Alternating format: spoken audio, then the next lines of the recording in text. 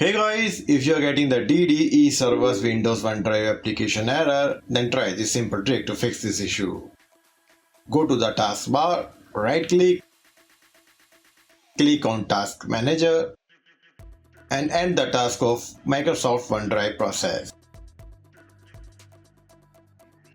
Now go to the Startup tab and disable the Microsoft OneDrive startup entry from there.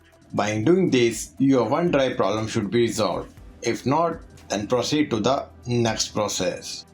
Press the Windows key, type CMD and run the command prompt as an administrator.